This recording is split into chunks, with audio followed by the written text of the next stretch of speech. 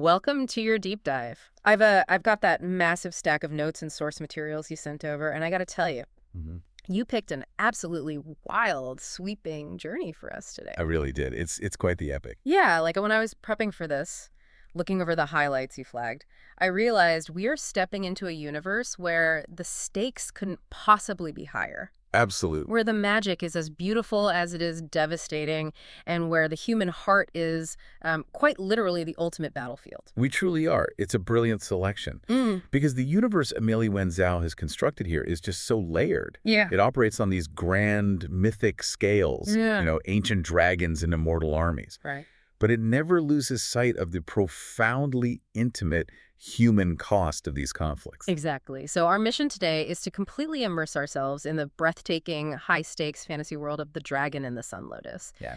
And for the context of our discussion, this is the highly anticipated continuation, the sequel to The Scorpion and the Night Blossom. Right, which we have to keep in mind. Yeah, and the source materials you provided for us to analyze today, I mean, just visually, they are stunning. They really are. I have this map you included spread out on the table right now, and it's this incredibly intricate, hand-drawn delineation of a fractured universe. It's gorgeous, isn't it? It is. You've got the Kingdom of Rivers, which serves as the mortal realm, and it's intricately detailed with these dense pine forests and winding water systems. Then, seemingly suspended above it, is the Kingdom of Sky. The immortal realm. Right, the immortal realm, full of what looks like celestial gardens and massive mirror lakes. Yeah, the contrast is sharp. And then down below, swirling in this suffocating, inky blackness, is the Kingdom of Night, the demon realm. Which is just ominous. Super ominous. And bordering all of this, holding it together like a frame, are the mysterious, uncharted expanses of the Four Seas,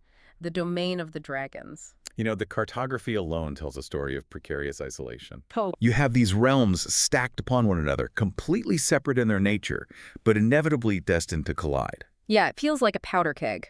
Exactly. The visual language of the map suggests a universe that is fundamentally out of balance. And speaking of visual language, the cover art you sent over perfectly encapsulates that duality we're about to unpack. Oh, the cover art is phenomenal. It features this magnificent liquid silver dragon entirely entwined with a gleaming golden staff, and blooming all around it, bursting out from the dark, shadowy background, are these vibrant, luminous pink sun lotuses. They're so striking. They look delicate, but also incredibly fierce, all strung together with floating pearls. It's a breathtaking piece of art, but it also feels like a perfect visual metaphor for the clash of destinies in the narrative. It really is a phenomenal piece of visual storytelling. Because what we are truly diving into today isn't just the sprawling tale of magical wars Right. or, political maneuvering across realms, though there's certainly plenty of that to analyze. Definitely plenty of that. But at its core, the notes you've given us point to a deeply intimate psychological exploration of a young woman named Àn'yīng. Yeah, She is a character caught in an impossible liminal space. she really is. She is actively torn between her mortal heart, her human groundedness, and her terrifying immortal destiny. And to make matters infinitely more complex, she is forced to navigate a profoundly complicated love triangle. Oh, yes. One that literally, not metaphorically, but literally holds the fate of all these realms in the balance. Exactly. Okay, let's unpack this because we really need to set the stage for you. We do. The notes take us first to the Kingdom of Rivers, specifically to a place called Yù'chén Village, deep in the central province. I want you to imagine the sensory details here. It's a crisp autumn morning. Dew is dripping from the pine needles. Very atmospheric. The sky is streaked with these deep rose and persimmon colors, a sky on fire, just waking up to the light. Yeah. We find our protagonist, Àn'yīng, moving completely silently through this pine forest. She's hunting. She has a traditional bow, but hidden in the sleeves and the bodice of her black gauze dress are her true intimate weapons. Her crescent blades. Exactly. 2 crescent blades named Fleet and Poison. And it's crucial to understand the atmospheric pressure of this scene. The mortal realm isn't just serving as a backdrop here. No. It is actively dying. It is being consumed. Yeah, that's a huge point. The Kingdom of Night, the demon realm governed by creatures known as the Mo, isn't just sending an invading army. Right, it's much worse than that. It represents an encroaching environmental catastrophe. It brings with it an eternal, suffocating darkness. Like the days in the mortal realm are demonstrably getting shorter. Exactly. The sun is vanishing. The mortal lands are being swallowed by a perpetual, creeping twilight. So when we see Àn'yīng hunting a speckle-coated hare, it's not for sport. No, not at all. It is an act of desperate survival to feed her recovering mother and her little sister, Maisie. The stakes are so immediate and visceral right from the jump. They really are. But wait, I want to pause and ask you about the mythology tied to this physical land. Sure. Because the lore of the Azure Dragon you highlighted in the notes is fascinating. According to these texts, the entire mortal realm was birthed from a dragon. Yes. How does that actually work in the context of this world? It's a beautiful animistic creation myth. Okay. The lore states that an ancient queen, the Azure Dragon, crossed into the mortal realm, lay down, and entered a long, eternal slumber. Wow. Her physical form, her flesh and her bones, literally became the long river and the foundational lands that eventually gave birth to mortal civilization. That is wild. And to protect the humans living upon her slumbering form, the dragons gifted a single drop of their divine blood to the first mortal empress. So the imperial bloodline is physically tied to the earth itself. Exactly. What's fascinating here is the concept of the emperor, or the true heir, acting as the literal beating heart of the land. The beating heart. Yes. In this mythology, the environment is not an inert, passive setting. It has profound agency. Just a lot. It is a living, breathing entity that must actively judge if an heir to the throne is worthy. That's incredible. Think of it almost like a human body's immune system. Oh, I like that analogy. If a foreign body is introduced, or if the imperial bloodline is fractured and contested, the land recognizes the disharmony. It rejects the imposter. Right.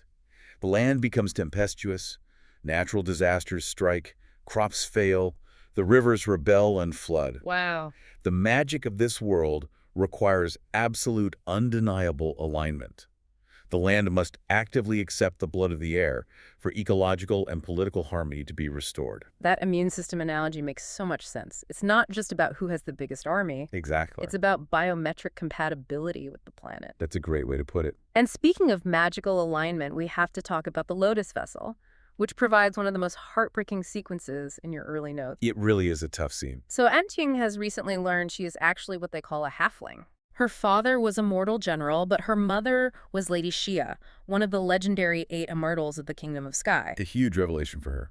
Lady Xia has passed away, but she left Àn'yīng her spiritual weapon, a lotus. The notes describe it so vividly, it's blush-colored, framed by a jade green leaf pulsing with a dusky glow. It sounds beautiful. And it literally sweetens the air around it with magic. Àn'yīng takes this beautiful lotus to the river to try and unlock its power. Because she needs it. Right, essentially to prove she is her mother's rightful heir so she can summon an immortal army to save her dying home. It is a ritual of profound vulnerability. Yeah. We have to understand that vessels in this magical system, like Lady Xia's lotus, are not mere tools. They're not just swords or wands. They aren't just wands you wave around, exactly.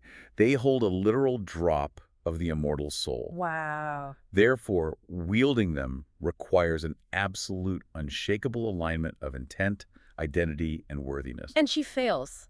That's what makes reading this section so devastating. It is crushing. She steps into the freezing river, the whole world seems to hold its breath, anticipating this glorious magical awakening, and nothing happens. Yeah. In fact, it's worse than nothing. The lotus actively begins to wilt. The rejection is physical. The pink petals curl up at the edges, losing their blush. It starts dying right in her hands. Why? Because Àn'yīng is consumed by crippling self-doubt. Precisely. She feels fundamentally unworthy. She is deeply traumatized by the years of war, burdened by the ghosts of her past. She's carrying so much. And she just doesn't believe she is strong enough or pure enough to carry this massive immortal legacy. To build on your earlier point about biometric locks, think of the vessel exactly like that. Okay. It doesn't just scan her physical energy, it scans her psychological state. That makes it so much harder. Because she is deeply traumatized and subconsciously rejects her own immortal heritage, the system basically reads an error and shuts down. It crashes. If we connect this to the bigger picture, this failure in the river perfectly encapsulates Àn'yīng's internal conflict. Yeah. She is holding on to her trauma as a protective shield. Deep down, she just wants the simple, sunlit days with her mother and sister beneath their plum blossom tree. She just wants peace. She wants to be a mortal seamstress, weaving silk. She's terrified of the massive world-ending responsibility of being an immortal's heir. Which is completely understandable. The magic is deeply empathetic. It senses her fractured identity and responds to her underlying desire to hide. It's such a poignant exploration of imposter syndrome, but with magical consequences. Absolutely. And the person who witnesses this heartbreaking failure is Hào'yáng. Right. This brings us to the two men in the story who so perfectly represent the two warring halves of Àn'yīng's fractured soul. The love triangle. Let's introduce Hào'yáng first. He is referred to as the boy in the jade. He is the rightful mortal crown prince, the true heir to the kingdom of rivers we were just talking about. The one the land needs. Right. And he is also currently serving as the captain of the immortal guard at the Temple of Dawn. Oh, and he is Àn'yīng's newly betrothed. Their connection is one of the most beautifully constructed emotional anchors in the source material you provided. Really is. For 9 years, while Àn'yīng's kingdom was systematically falling to the demon invasion. While she was suffering. Right, while her father was dead and she was quite literally starving in the woods, trying to keep her fragile family alive, she had a secret confidant. The jade. A magical jade pendant, broken cleanly in two. Yeah.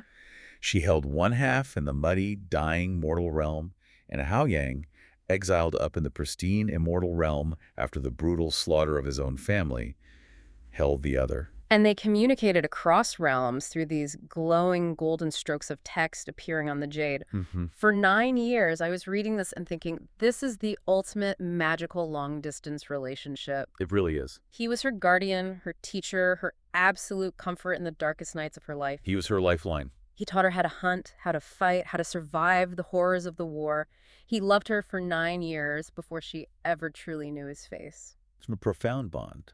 Outwardly, the notes describe Hào'yáng as stoic, intensely disciplined, cold as ice. Because he had to be. Right, he was forced to shed his entire childhood to become the perfect weapon, the perfect unfeeling heir. Yes. But inwardly, when it comes to Àn'yīng, he harbors this vast, selfless, ocean-deep love. Psychologically, Hào'yáng is fascinating. Tell me about it. He represents duty, nobility, and the literal sunlight she so desperately craves. Yeah, the sunlight. There's a beautiful moment you highlighted where he tells her that he loves both the fierce, blood-soaked warrior with the crescent blades and the little girl who just wanted to sew oceans with her silk threads. Oh, that got me. He sees the totality of her. He's the anchor to her humanity, constantly reminding her that she is worthy of love, not just for her power, but for her essence.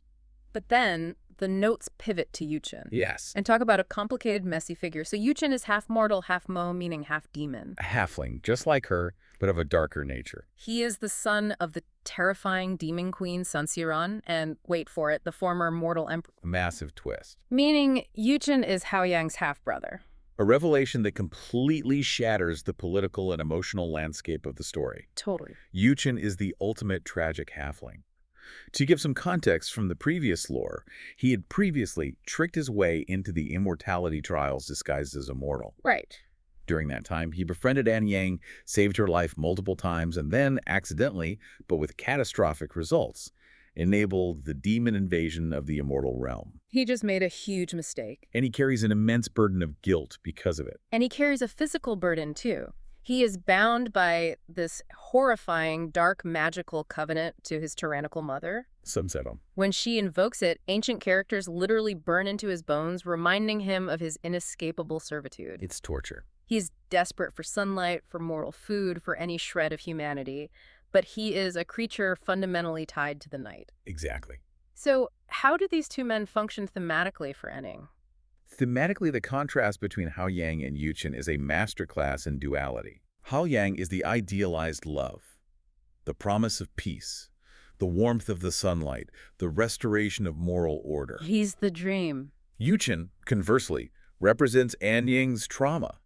He represents the messy, sharp, brutal, survivalist instinct she had to adopt to live. The reality of the war. They share a profound, undeniable trauma bond. There's a chilling moment in the text where Yù'chén delivers a warning to Àn'yīng, quoting his demonic mother. Oh, I remember this. He says that love isn't just mortal poems about soft peach blossoms, Love is something that can grow dark and twisted and sharp. Wow. It's an obsession that can hurt you so deeply you'd willingly burn down entire kingdoms for it. Which is exactly what his mother, Sansirán, is actively doing. Exactly. And this underlying tension literally explodes in the next section of your notes. The inciting incident. We move from these quiet psychological moments to the catalyst of the main plot, the sudden attack on Zealand village. It's so abrupt. So Àn'yīng's mother and sister are joyfully preparing for her wedding to Hào'yáng. The notes paint this beautiful, fragile picture. There are red banners hung up, paper lanterns catching the breeze. It's idyllic. The smell of jasmine tea and good food in the air. It's the closest thing to peace Àn'yīng has ever known. And then the earth literally splits open. Yeah. The suddenness of the violence is incredibly jarring. The Kingdom of Night arrives, but not with a traditional marching army. No, it's way worse. They arrive with two massive, shadowy hell beasts known as perils. Right. Their names are Taowu and Kyonki. These aren't just large animals. They are colossal, shifting shadows, raw, demonic destruction made physically manifest. They are forces of anti-nature. Completely. It is absolute, terrifying chaos. And here is where Hào'yáng makes the ultimate selfless choice. He doesn't even hesitate. To save Àn'yīng, to save her innocent village, he throws himself directly into the path of these colossal hell beasts. It's a heroic, tragic move. He is mortally wounded. The imagery here is devastating. The text describes him bleeding out on the silver scales of his magical dragon horse, Meadowsweet, whose true mythic title is She of the Moon-Frosted Sea. It is such a striking image. The golden, perfect prince broken and bleeding out in the dirt and rubble of the mortal realm, surrounded by the tatters of wedding banners. And this is the moment the magic of the world responds to true, unfiltered desperation. Here's where it gets really interesting. Remember that lotus vessel that Àn'yīng thought was broken? The one that wilted so pathetically in the river because of her self-doubt. Exactly. In this moment of pure crisis, it doesn't fail. It does the opposite. It actively shatters, but intentionally. It violently breaks apart to release its core magic, rapidly encasing Hào'yáng in a protective, glowing, blush-colored stasis. It creates a magical amber, essentially. Yes, to preserve the very last fading embers of his life. That's incredible. The vessel sacrifices its physical form to save the literal heart of the kingdom. It bypassed Àn'yīng's insecurity because the intent to save him was so pure. Wow. So the magic knew what she needed before she did. Exactly. But in the sheer chaos of that sacrifice, Amélie is taken captive. She is dragged down into the Kingdom of Night. Taken to the Palace of the Aurora. And I was reading your notes on the descriptions of the demon realm, and it's eerily beautiful, which somehow makes it all the more terrifying. It's a very seductive darkness. It's perpetual night, but the sky is constantly lit by these shifting, unnatural aurora borealis colors. There are blossoming trees that seem to beckon and lure you in like a lover's caress. The flora itself is dangerous. And the demons themselves are terrifyingly alluring. There's a specific demon named Shenyan who mocks Àn'yīng. Oh, he completely underestimates her. He patronizingly calls her a delicate little flower before he brutally realizes that Àn'yīng is actually a scorpion with a lethal stinger. Right. She fights back with everything she has. This captivity sequence is less about physical escape and more a deep dive into the twisted psychology of the demon queen, Sansirán. She is terrifying. She is the ultimate Machiavellian ruler. She articulates her philosophy with chilling clarity. What does she believe? She believes that in any realm, power is the only objective truth. Oh, wow. Morality, compassion, love, the concept of a heavenly order, these are all pathetic illusions constructed by the weak to protect themselves. Survival of the fittest, basically. Exactly. The strong vanquish the weak. That is the only law of nature she respects. Yeah. And to demonstrate this philosophy to Àn'yīng, she performs an act of unthinkable, intimate cruelty upon her own son, Yù'chén. I literally gasped when I read this part in your notes. It's brutal. She wants information about Hào'yáng's whereabouts and the immortal army from Àn'yīng. Yes. To extract it, she doesn't torture Àn'yīng physically, she tortures Yù'chén right in front of her. Which is so much worse for Àn'yīng. She uses this terrifying blood-red oleander magic. The notes describe these beautiful, deadly flowers blooming out of thin air, but then they brutally spike directly through Yù'chén's heart. He is forced by the agonizing pain into his terrifying, fully scaled demon form, writhing on the floor, his claws digging trenches into the stone. It's a horrifying masterclass in psychological manipulation. Sansaran knows exactly what she's doing. Absolutely. She knows Àn'yīng's true weakness isn't physical pain, it's her deep empathy. Her absolute inability to watch someone she cares about suffer. It's the weaponization of empathy. It perfectly illustrates Sansaran's philosophy that love is a vulnerability. And it works. It forces Àn'yīng's hand. She breaks. She reveals the secret of the mortal emperor's ascension to save Yù'chén from the agony. But Sansaran is a master strategist. She is always 3 steps ahead. What does she figure out?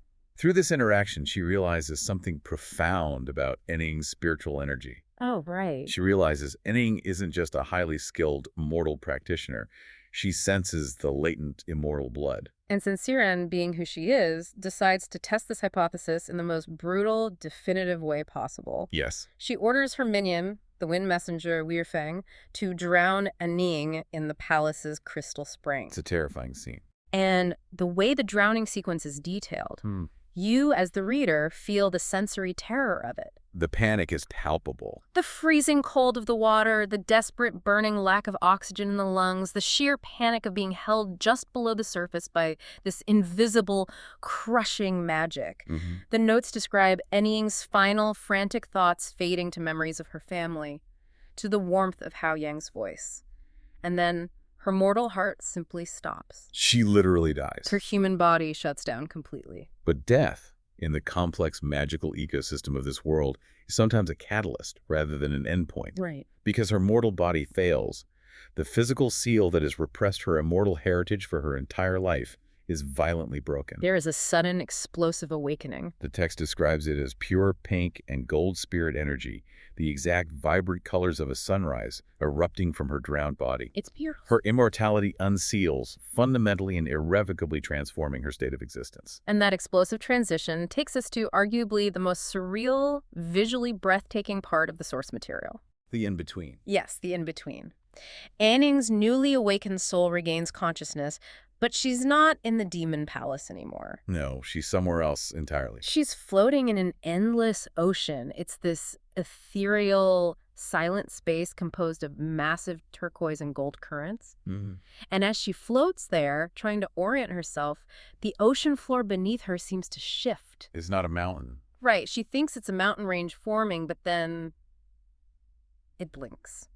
They gave me chills. It's an ancient, unimaginably massive dragon eye, larger than any creature she could comprehend, with ancient moss and lichen literally blooming at the corners of its lids. The scale of the lore here is truly staggering. It really is. The ancient dragon speaks, its voice resonating through the water, and explains the cosmology of their world. Okay, lay it out for us. All bodies of water, across all the divided realms, the rivers, the mirror lakes, the crystal springs, ultimately belong to the dragons. They are the connective tissue of the universe. Exactly.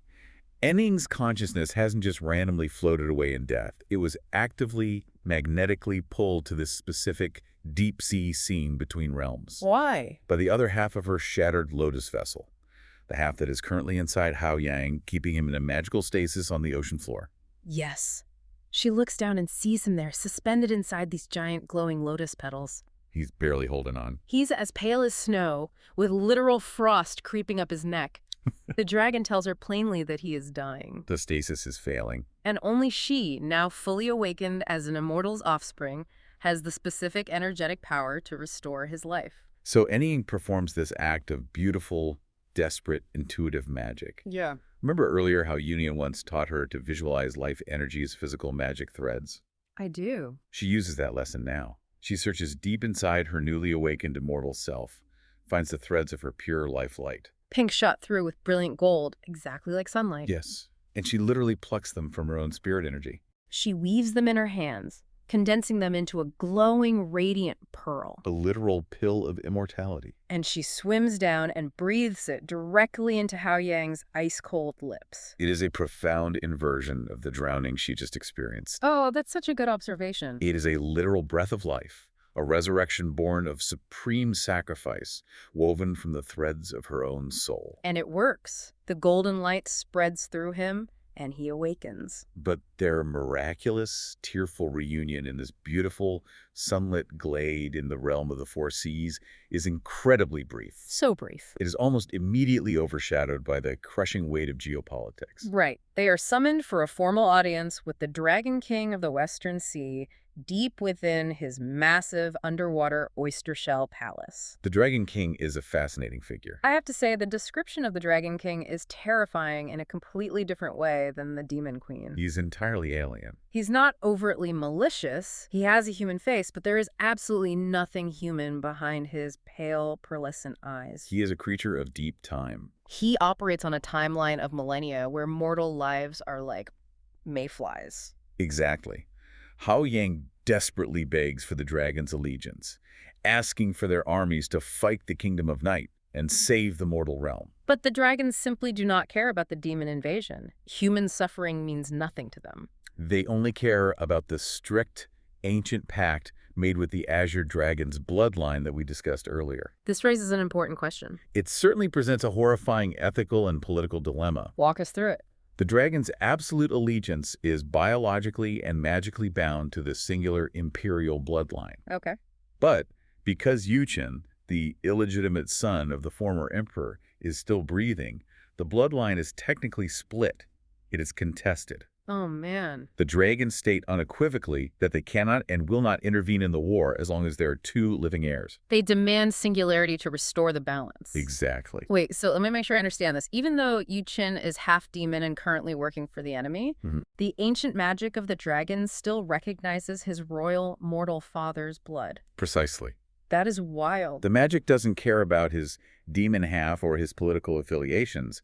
It only recognizes the biometric signature of the emperor's blood. And as long as two signatures exist, the dragons are paralyzed by their own ancient laws. Yes. So what does this all mean for our protagonists? It's devastating. It means Hào'yáng, this impossibly noble, selfless prince who literally threw himself in front of hell beasts to save a village, is suddenly faced with a sickening trolley problem. The worst kind of choice. To save the entire world, to secure the invincible dragon army necessary to defeat the darkness, he must commit an act of profound darkness himself. He must murder his own half-brother. He must choose between the survival of his kingdom and the purity of his own conscience. It is the ultimate crushing burden of the crown.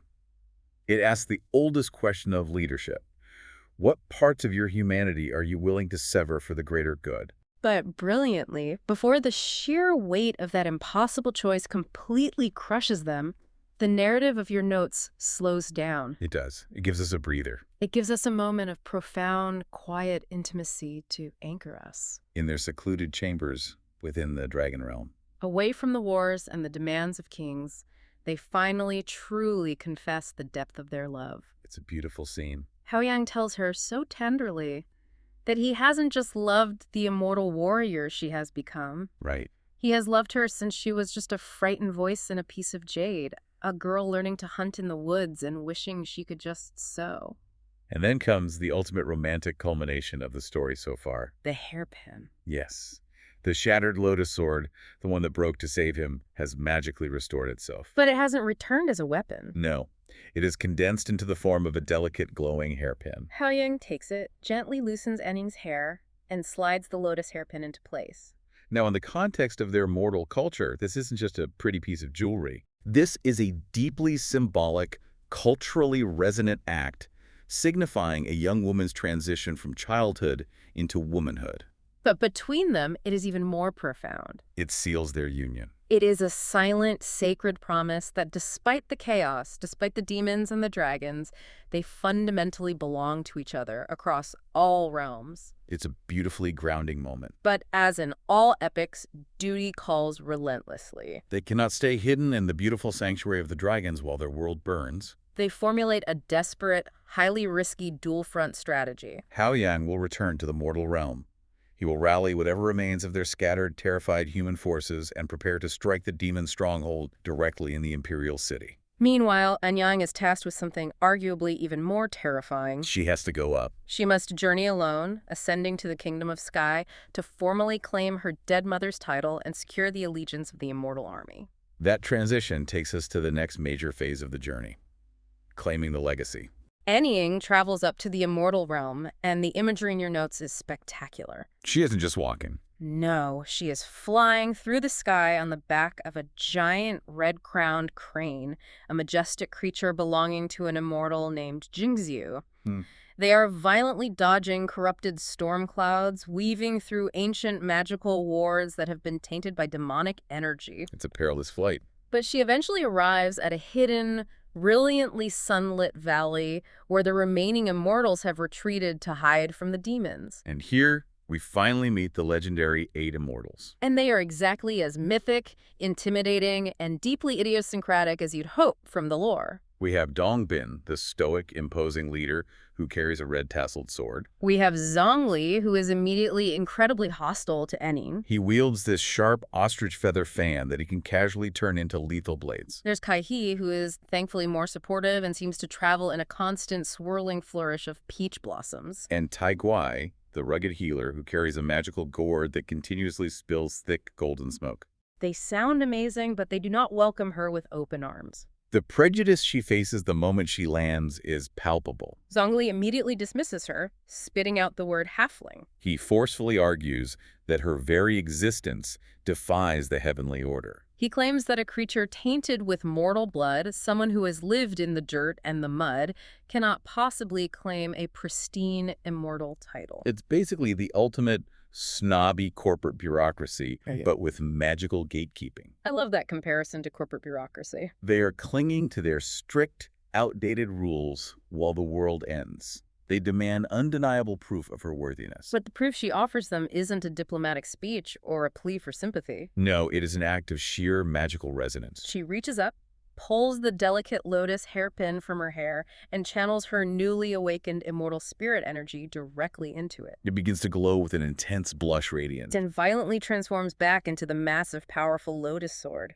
But the true vindication, the moment that silences their prejudice, is when the glowing blade shimmers and physically manifests the faces of her dead parents. Lady Xia and her mortal father, General Hezan. The vessel, which contains the literal soul of her mother, has explicitly and undeniably chosen her. It proves, beyond any magical red tape, that the worthiness of a person's heart and their capacity for sacrifice completely trump strict bureaucratic lineage. It's such a fist-pumping moment of validation. The leader, Dongbin, sees this undeniable proof and concedes. He tells her the title is hers, but he adds a massive caveat. Summoning the legendary army is entirely up to her. If she can't command them, the title is meaningless. And the visual description of this summoning is easily one of the most cinematic, jaw-dropping moments in the text. She stands before the valley, pours all of her glowing energy into the sword, and the blade physically shatters apart again. But this time, it breaks into hundreds of glowing pink lotus petals.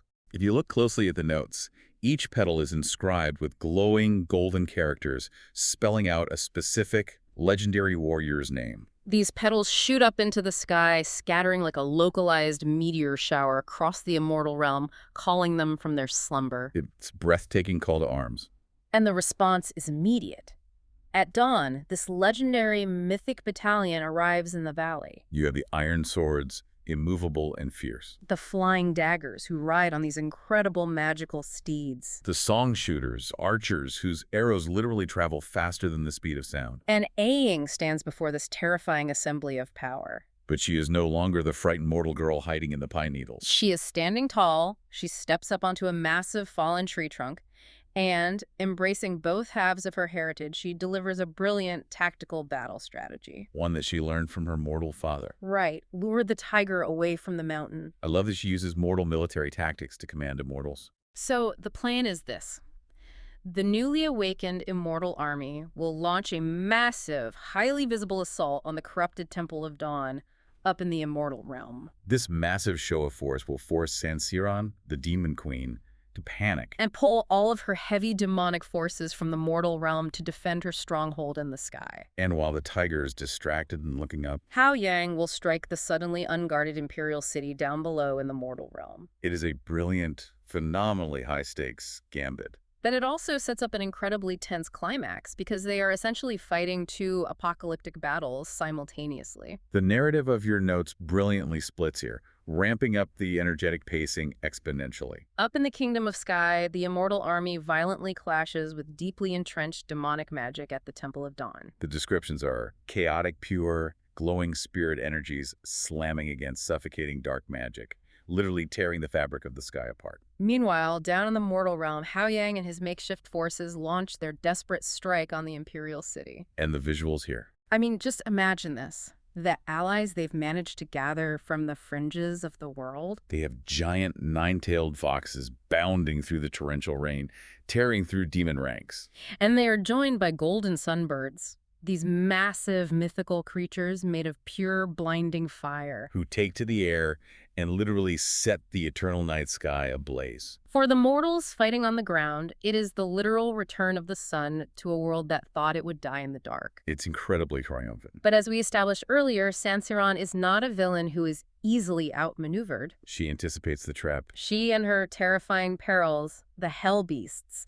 have remained at the imperial palace, which has become a corrupted nexus of dark magic. The battle there is absolutely brutal. And Àn'yīng, realizing Hào'yáng is walking into a trap, abandons the sky battle and arrives to support him. But the toll is heavy. Her ribs are cracked, she is bleeding heavily, her spiritual energy is draining. And despite their combined power, they are simply outmatched by the sheer, ancient, suffocating power of the Demon Queen. They're getting pushed back, and just when it seems like the light is going to be extinguished forever, when hope is entirely lost. A bright blue light streaks across the dark, smoky sky like a localized shooting star. And suddenly, it starts to snow. Gentle, beautiful, freezing snow begins falling right in the middle of this demon-corrupted, burning city. It is meadowsweet. The dragon horse, she of the moon-frosted sea, has miraculously recovered and returned to her master. She gallops down from the sky and unleashes a massive, blinding blast of freezing lunar power that completely paralyzes the hell beasts and encases the demons in ice. It gives Hào'yáng the exact split-second opening he needs to strike a mortal, devastating blow to the beasts. It's a spectacular physical victory. But, knowing the themes of the story, the physical battle is only ever half the war. The true, lasting climax of this narrative is deeply psychological, and it is heartbreakingly intimate. It brings us right back to the central tragedy of the love triangle. During the absolute chaos of the collapsing palace amidst the ice and the fire, Yù'chén appears before Àn'yīng. So, what does this all mean? The Boy of Shadows. What does he do? He uses his dark magic, but not to attack. He uses his shadow magic to bloom a circle of brilliant red scorpion lilies around them, isolating them from the raging battle. And in that quiet space, he reveals the ultimate tragic truth that he has finally realized. He isn't just fighting as a soldier for his mother. Right. His very physical existence, his unique half-mortal, half-demon blood, is the literal magical anchor that is keeping the massive demonic gateway open into the mortal realm. Oh man, as long as his heart beats, the gateway cannot be closed. The demons will never truly be banished. No. So the Dragon King was right. The bloodline has to be singular, but for a completely different reason than just politics. Exactly. Yù'chén recognizes the horrific, inescapable inevitability of his fate. To save the mortal world that Àn'yīng loves so deeply, he simply cannot exist in it. It is a devastating, tear-inducing realization of his entire character arc. He desperately wanted to live in the sunlight. He wanted to be loved. He wanted a family. But his physical legacy is fundamentally tied to the destruction of all those things.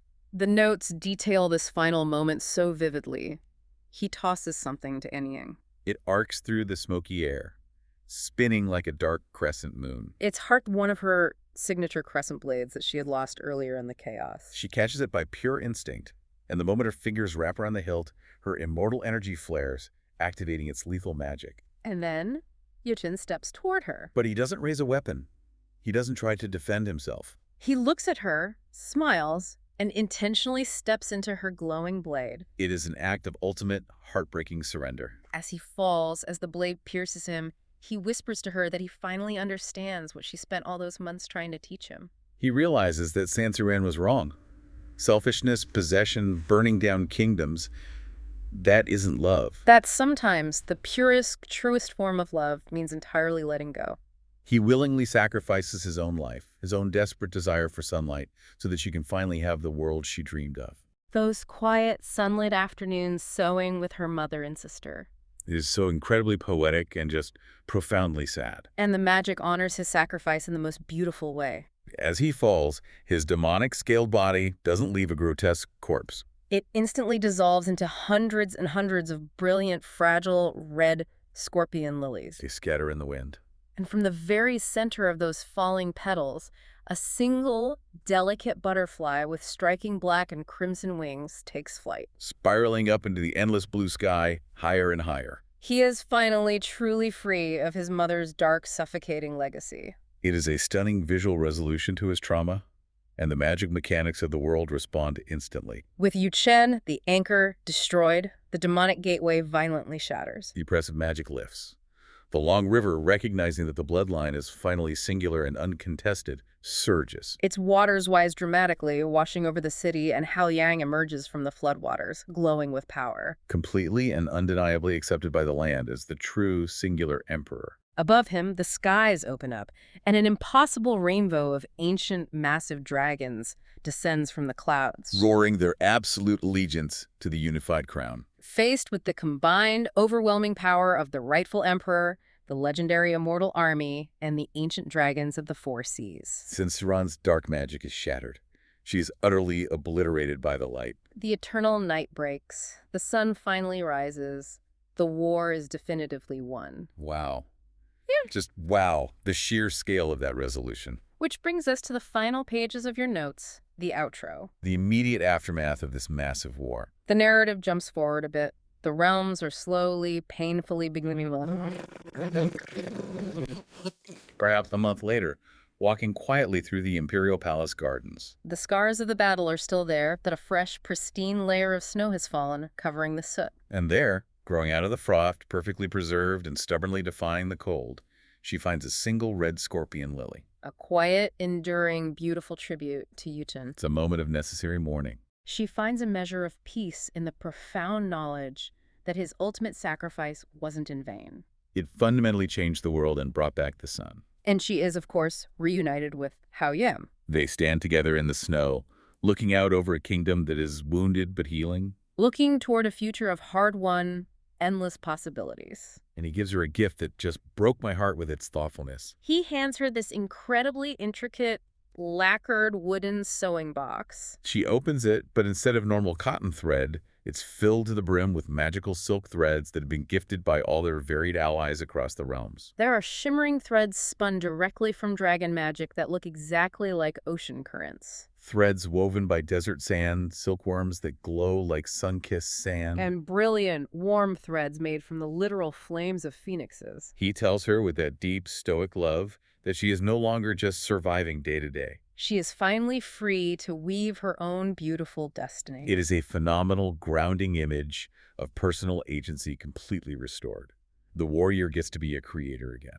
But as we wrap up our analysis of your notes, if we connect this deeply emotional ending to the much bigger, overarching themes of the world, the text actually leaves us with a profound, almost unsettling, philosophical lingering note. it asks us to consider the bittersweet inherent tragedy of immortality. Yes, you highlighted this specific realization she has. Àn'yīng looks at her family and realizes that she, having awakened her immortal blood, will not physically age. Her immortal mother, Ma, and her little sister, Maisie, will inevitably grow old. Their hair will turn gray, they will weaken, and they will pass on. Even Hào'yáng, despite his immense magical power and his connection to the land, is fundamentally a mortal emperor. He will eventually age, he will die, and he will pass into what the text poetically calls the red dust of time. Which raises an incredibly important, profound question for you, the listener, to ponder long after we finish speaking today. If immortality means preserving yourself perfectly, locked in unchanging stasis, while absolutely everything and everyone you have ever loved slowly decays, ages, and figs away into dust, Is eternal life actually a blessing? Or is it simply a curse masquerading as power? is it just the infinite capacity to accumulate an eternity of grief? I want you to imagine this world centuries from now. All the magical, vibrant silk threads in that lacquered box have finally run out. The grand kingdoms we've discussed have turned to dust, been forgotten, and been completely rebuilt anew by strangers. Àn'yīng will be the only person left alive who even remembers the warmth of Hào'yáng's smile. Or the heartbreaking bravery of Yù'chén's sacrifice. Or the specific way the sky looked the day the dragons finally danced. If you become the sole, lonely keeper of a completely forgotten history, are you truly living? Or are you just a beautiful ghost condemned to haunt the future forever? Man, That that is heavy. It's a beautiful, terrifying thought. It completely reframes the concept of a happily ever after. And it is definitely something to deeply mull over as you go about the rest of your day. Absolutely. We want to thank you so much for trusting us with these notes and joining us on this incredibly epic, emotional deep dive into this world. It has been a wildly complex, beautiful ride. Keep looking for the everyday magic in your own world, keep questioning the true nature of your own destiny, and we will catch you next time.